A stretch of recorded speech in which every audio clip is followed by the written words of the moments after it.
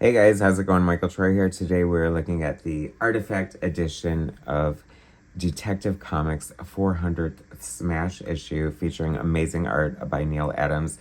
So much fun and Manbat at the same time. Cannot wait to share it with you. Subscribe to my channel if you haven't already. Hit that like button and let's get right into it. Okay, so Marvel calls them facsimiles, DC calls them artifacts, but they're basically exact reprints of key issues from the past or whatever issues they decide to do. DC has been doing a lot of Neal Adams lately. They just did the Superman Muhammad Ali. They did the some sort of Batman Treasury, which I am kicking myself for missing. Probably not going to be able to get my hands on that, but hopefully I will. I love the Treasury side. But this is the reason why these reprints are so great for someone like me. I completely missed the boat on Neal Adams' Batman. And I'm not going to, like, buy back issues. I'm not going to buy trades or anything like that. But casually, I'm going to pick up something like this. And I'm so glad I did. It is so much fun. Just from opening the cover to seeing this great ad for all these great old posters for only, like, $1.50 each is so crazy to me. Story Frank Robbins, art Neal Adams, and Dick Giordano. Dick Giordano was like one of the main inkers for Neal Adams over at DC when he was like on Batman and probably other books, but undeniably a great combination. And sadly, this is before letterers and colorists were really credited. I don't see a credit for them. And that kind of makes me sad because I'm really loving the colors here and they deserve their due. This is so interesting. Like, it's very much of its time and very different from like when I started getting into comics, like in Marvel comics in the 80s. This feels very, very old fashioned, very straightforward, very detective-y. But just a lot of fun at the same time. Like, I really enjoyed this issue so much, especially the art, undeniably speaking. I mean, Absolute Batman just came out and I really loved it. And it's set to be like a new iconic version of Batman. And I think that this Neal Adams version of Batman is definitely one of the most iconic versions of Batman. I feel like he kind of tried to make him a little more serious after the Batman TV show kind of turned him into super popular, but I think people kind of dismissed him as kind of, kooky or campy or whatever, and they were trying to like get rid of that image in the comic books a little. And I feel like Neal Adams was definitely part of that.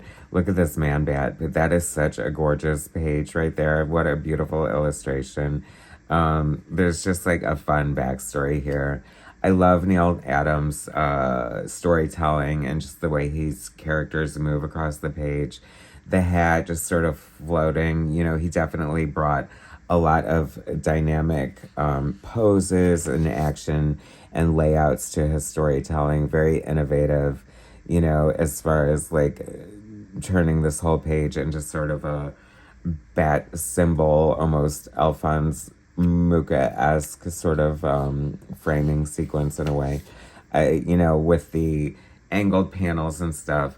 I always feel like, because I feel like John Byrne kind of amped it up on his X-Men Hidden Years, which was, definitely like his love letter to Neal Adams' X-Men in a lot of ways, I felt. But you would see a lot of these like angular panels and things like that. And I feel like Neal Adams definitely does that. But if you notice, it's not like on every page, you know what I mean? So it's like mixing it up and giving you a variety of storytelling. Very funny that, this fight in the dark, of the people he's fighting are basically in silhouette, and the only figure you see is the key figure of Batman. I mean, arguably to save time, I don't know, but still a good storytelling device at the same time. Giving me Vigilante vibes. I love Vigilante, like what a great design character. And fun, I love this so much, like to end the book with this just sort of like, almost a splash page in a way, but like, just like this fun kind of mystery, Batman's Hotline. That is so cheesy and sign of the times as well, don't you think? And then we have this backup story with Batgirl and Robin This is illustrated by Gil Kane and inked by Vince Coletta, which makes my heart sink because you know that Vince Coletta has this reputation of ruining pencils. And I have to say, not seeing the Gil Kane pencils here, I can't say for sure, but it looks like he did do quite the butcher job here.